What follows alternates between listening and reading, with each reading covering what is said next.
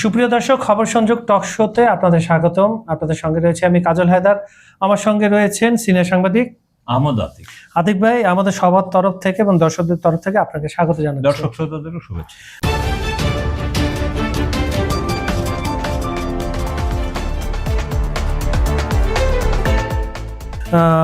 সুপ্রিয় দর্শক, আপনারা জানেন যে ইতিপূর্বে আমাদের যে পূর্ব অনুষ্ঠানটা আপনারা যারা দেখেছেন বা আপনারা যারা নিউজ সম্বন্ধে অগাধ ধারণা রাখেন এবং সবসময় নিউজের মধ্যে থাকে, তারা জানেন যে হরমুজ প্রণালী কিন্তু বন্ধ করে দিয়েছে। এবং হরমুজ প্রণালীতে জানেন আপনার ওমানের যে উপকূল আছে, ওখানে কিন্তু মার্কিন যুক্তরাষ্ট্র একটি বাধা দিয়ে রেখেছে প্রায় অনেকদিন যাবৎ। এরই পরিপ্রেক্ষিতে ইরান আরো কঠোর হতে বাধ্য হয়েছে। সেখানে ভারতের একটি জাহাজ, পণ্যবাহী জাহাজ, বাণিজ্যিক জাহাজই আমরা বলতে পারি, সেখানে কিন্তু মার্কিন যুক্তরাষ্ট্র হামলা চালিয়েছে এবং সেখানে 24 জন ক্রু ছিল। তাদের মধ্যে 21 জনকে তারা উদ্ধার করতে পেরেছে, বাকিদের কিন্তু এখন পর্যন্ত কোনো 3 জন নিখোঁজ রয়েছে। এজন্য নয়াদিল্লি সেখানে মার্কিন যুক্তরাষ্ট্রের যে অ্যাম্বাসেডর আছে, আপনার যে ভারপ্রাপ্ত আর কি চার্জ অ্যাফেয়ার্স, তাকে তলব করেছে। এই পুরো বিষয়টা আপনি কি করে দেখছেন? তারপর আমি আপনাকে আরেকটা কোশ্চেন করবো, এটা একটু বলেন। আসলে ওই যে মার্কিন অবরোধ, তারা হরমুজ থেকে বের হওয়ার পথে জাহাজগুলোকে ঠেকায় বা ইত্যাদি, তো এইটা হলো তাদের ফ্রেন্ডলি ফায়ার হয়ে গেছে। আচ্ছা, তারা ভাবছিল যে এটা হয়তো অন্য দেশে, কিন্তু ভারতীয় জাহাজ হলে তারা এটা আগে জানলে এটা করতো না। তো ভারতীয় জাহাজে হামলা করেছে।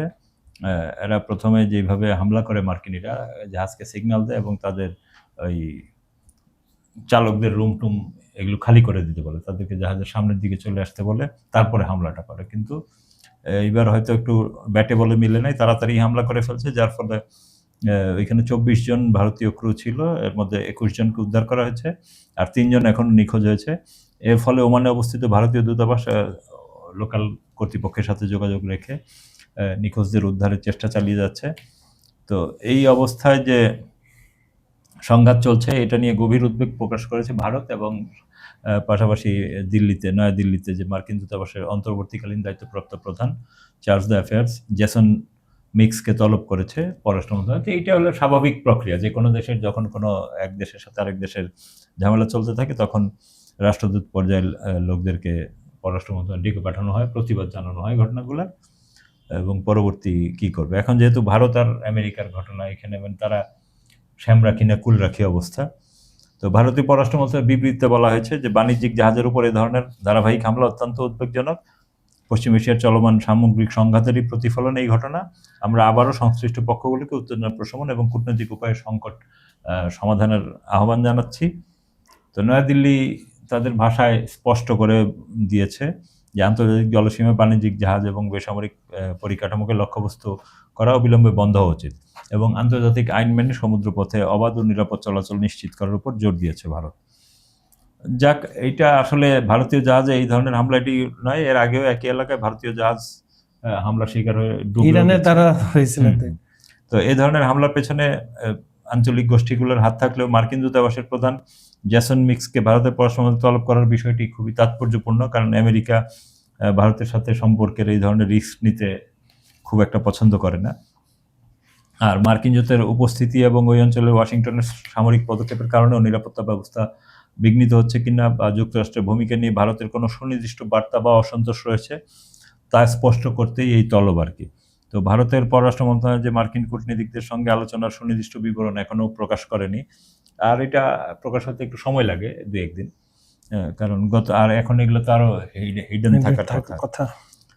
তো যাক, এই অবস্থায় এখন সংঘাত কিন্তু আবার ইরান, ইসরায়েল এবং আমেরিকার সংঘাতে জড়িয়ে গেছে। ইসরায়েল ঠান্ডা হয়েছে, এখন আবার আমেরিকা শুরু করেছে। তো এই যে আমেরিকার যে বিশ্ববিখ্যাত অ্যাপাচি হেলিকপ্টার, সেটা ইরানিরা ছোট কম দামের একটা ড্রোন দিয়ে ফেলে দিচ্ছে, আমেরিকার প্রযুক্তিরও ফালুদা বানায় দিছে। আমেরিকানরা সারা দুনিয়া দাবি করতে আমার এই অ্যাপাচি হেলিকপ্টার, এবং খুব উঁচু দিয়ে উঠতেছিল, সেই উঁচুর মধ্যেও গিয়ে ইরানি সস্তা ড্রোন তারা ফালা দিতে পারছে। তো এইটাই হলো আসলে এখনকার যুদ্ধের সবচেয়ে বড় চমক আর কি। তো এরপরে ট্রাম্প বিশেষ হুঁশিয়ারি দেয় ইরানকে, সংবাদ সম্মেলনে বলে যে ইরানিরা বেশি সময় নষ্ট করে ফেলতেছে আমরা কিন্তু আর সহ্য করব না, ইরানিদের চরম মূল্য চোকাতে হবে। তো এর পরবর্তীতেই তারা এগুলো করছে। এখন কিন্তু এডেন উপসাগরে যে আপনার ইয়েমেনের ওই জলপথও কিন্তু হুমকি, বাবাল মানদেব। আমেরিকানরা যতই বলুক, বিশ্বের নিয়ন্ত্রণ তাদের হাত থেকে ছুটে গেছে সব দিক থেকে। বিশেষ করে পশ্চিম এশিয়া এবং মধ্যপ্রাচ্যের যে নিয়ন্ত্রণ। আচ্ছা, এই হরমুজকে সঙ্গে নিয়ে আমরা আরেকটা, আমার প্রশ্ন আপনার কাছে, সেটা হচ্ছে এই হরমুজ নিয়ে আর আগের মতো স্বাভাবিক হবে না, এটা বোঝা গেছে, এবং এটা আমেরিকা জোর করেও পারবে না ঠিক করতে, এবং ইরানের নিয়মও চলবে। তাই এর বিকল্প তো খোঁজা শুরু করেছে সৌদি আরব, মধ্যপ্রাচ্যের সবচেয়ে বড় তেল উৎপাদনকারী দেশ এবং সরবরাহ করে বেশি তারা। এবং সৌদি তুরস্ক একটা রেল লাইন ছিল, সেটাকে আবার নতুন করে করার জন্য তারা কিন্তু চুক্তিবদ্ধ হয়েছে এই চলতি সপ্তাহে, গেল যে সপ্তাহে, সেখানে হরমুজ এরিয়া যুক্ত করবে আরো 2 দেশকে তারা। এই ব্যাপারটা আপনার, এটা কতটুকু সময় ক্ষেপণ, খরচ কত হবে, এটা আদৌ সম্ভব কিনা এই যোগাযোগটা? এগুলি খুবই কঠিন কাজ, কারণ হলো আপনার পৃথিবীতে যে কোনো সময়ে আমরা দেখেছি জলপথে মানে সাগর পথে বা পানি পথে যেটাই বলি, এই সাগর পথে কোনো জিনিস পরিবহন সময়ও কম লাগে, খরচও কম লাগে, রিস্কও কম থাকে। আর আপনি এখন যেটা চিন্তা করতেছে, এইটা তো এই আসলে এই যে মধ্যপ্রাচ্যের যে যুদ্ধগুলো, সিরিয়ার সরকার পতন, সরকারকে ফেলে দেওয়া, এগুলো কিন্তু তুরস্ক, আমেরিকা, ইসরায়েলের যৌথ প্রজেক্ট। ইরাকে অস্থিতিশীল করে দেওয়া, এগুলা একই সাথে মূল লক্ষ্যটা তেল, আর একসাথে রাজনৈতিক বাণিজ্য, যে ইরানের সরকারকে পতন ঘটানো যায় কিনা। কারণ তাদের এইসব পরিকল্পনা, লুটপাটের পরিকল্পনার প্রধান বাধা হলো ইরান। আপনার সিরিয়ায় যেসব ধরনের সন্ত্রাসী গোষ্ঠী টোষ্ঠী তৈরি হয়েছিল, তারা যুদ্ধ করে প্রায় ইরাকের অর্ধেকের বেশি দখলও করে নিয়েছে। তো এইভাবে তারা চালাচ্ছে। তো পরবর্তীতে এইটা আসলে 1 শতাব্দীরও পুরনো স্বপ্ন এই রেলপথ। তো এখন আবার এটাকে গত পরশুদিন আমরা সৌদি আরবের সাথে তাদের চুক্তি হয়েছে, টার্কিশদের। তো এর মাধ্যমে তারা দামেস্ক থেকে একদম মদিনা পর্যন্ত, আগে সেটা ইস্তাম্বুল থেকে বিস্তৃত ছিল, এবং এটা তৎকালীন ফিলিস্তিন, বর্তমানে যে দখলকৃত ইসরায়েল, হাইফা পর্যন্ত একটা শাখা রেল লাইন নির্মিত হয়েছিল। আর বর্তমানে তুরস্ক, সৌদি আরব, সিরিয়া ও জর্ডানের সহযোগিতায় এইটাকে আবার আঞ্চলিক সংযোগ ও বাণিজ্যের কেন্দ্রবিন্দুতে ফিরিয়ে আনার চেষ্টা করা হচ্ছে। তার কারণ হলো তারা ওই যেহেতু হরমুজের কারণে তাদের রপ্তানি বাধাগ্রস্ত হয়েছে, এই কারণে তাদের এখন এটা আরো বেশি জরুরি হয়ে পড়েছে যে বিকল্প শুধু পানিতে থাকলেই হবে না, একটা ইমার্জেন্সি রুট থাকতে হবে। তো সেইটাই পুনর্জীবিত করার জন্যই এই হেজাজ রেলওয়েকে আপনার চুক্তি সই করেছে তুরস্কের পরিবহন মন্ত্রী। গত মঙ্গলবার রিয়াদে এসেছিলেন এবং সৌদি কর্মকর্তারাও এখানে ছিলেন।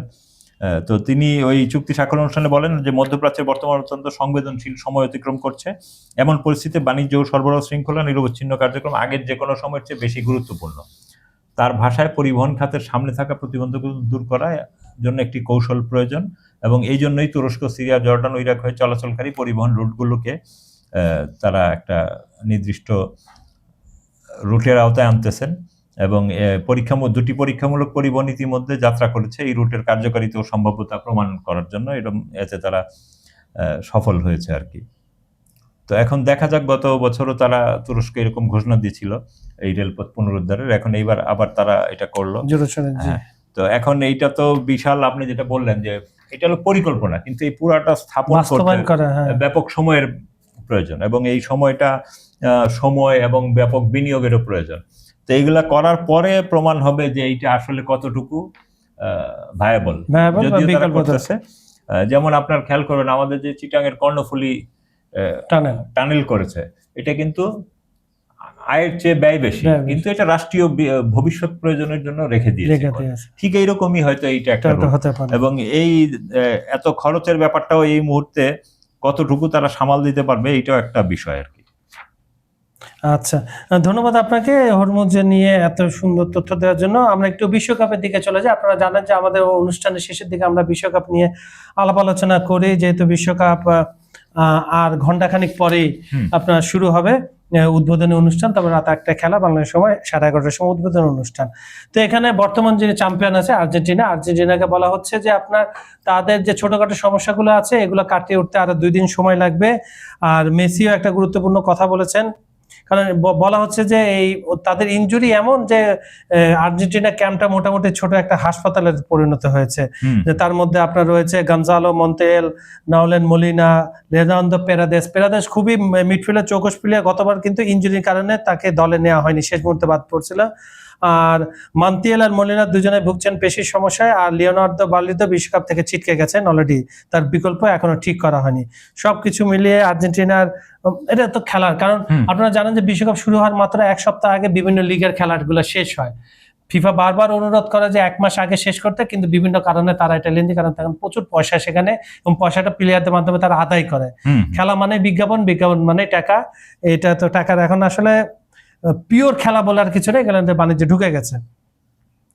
আর মেসি কি বললেন দেখেন তো, মেসি মানে আজকে সকালে মানে আইসল্যান্ডকে কিন্তু 3-0 গোলে আজকে হারিয়েছে। না, এটা গতকাল, গতকাল সর্বশেষ ম্যাচে আইসল্যান্ডে 3-0 গোলে হারিয়েছে। তো ম্যাচ শেষে যখন কোচ লিওনেল স্ক্যানোলি সংবাদ সম্মেলনে আসেন, তখন তার কাছে ওই যে বালুর্দির বিকল্প খেলোয়াড়ের নাম জিজ্ঞেস করা হয়, তখন তিনি বলেন যে এটা সামনেই দেখা যাবে আর কি। তারা আলোচনা করছে, হয়তো আরো 1-2 দিন সময় লাগতে পারে সেই প্লেয়ারের নাম আসা।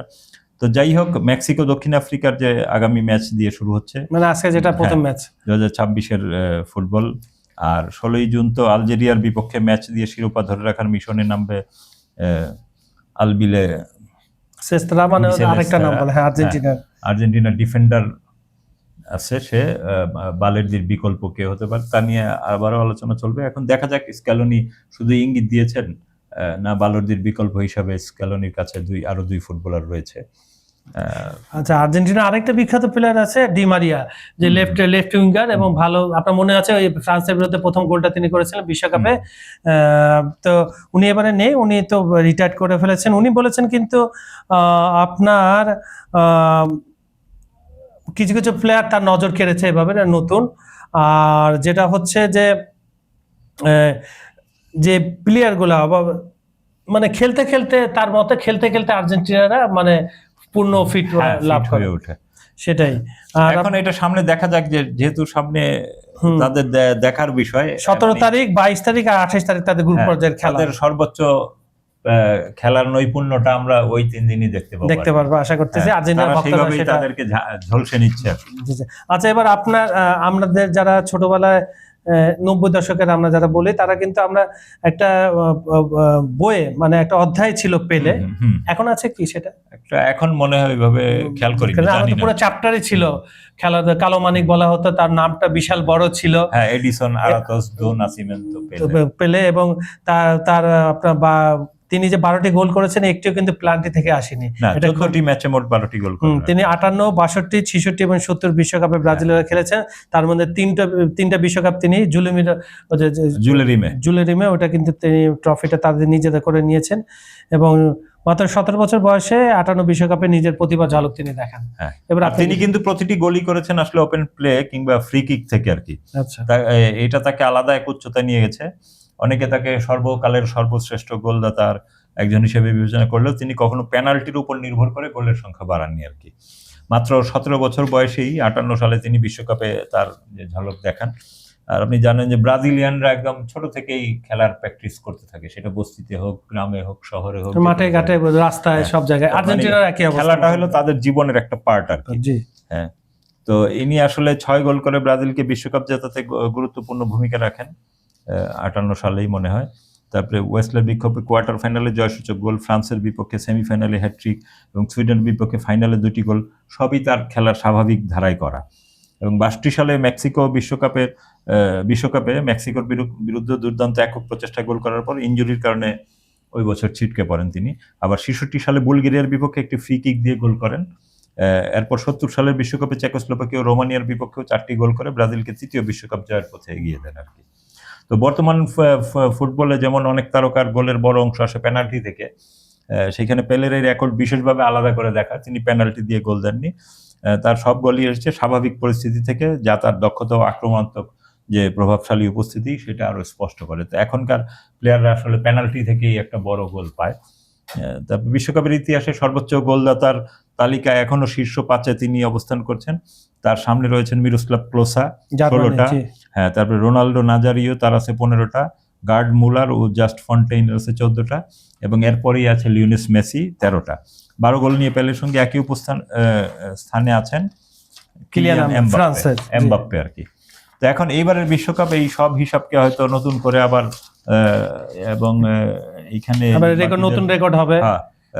মেসি যদি আরো রেকর্ড করতে পারে হয়তো উঠে যাবে, নতুন কোন প্লেয়াররা আরো গোল করলে হয়তো পেলেকে নিচেও ফেলে দিতে ফেলে পারে। দিতে পারে। সবকিছু হ্যাঁ। মিলে আপনার বিশ্বকাপটা জমজমাট হোক, খেলাটা মাঠেই থাকুক, হ্যাঁ রাজনীতিটা কম হোক এবং যোগ্য দলরাই সামনে এগিয়ে যাক, এটা সামনে আমাদের ইচ্ছা থাকবে। আর অনেকে রাত জেগে খেলা দেখবেন, তো খেলা দেখার সাথে সাথে খাবার, বিশেষ করে তরল জাতীয় খাবার তরল খাবার খেতে হবে, কারণ রাত জাগবেন আপনি, যদিও মশলাদার খাবার কম খাবেন। কম খাবেন, কারণ হজমের সমস্যা করে সেটা।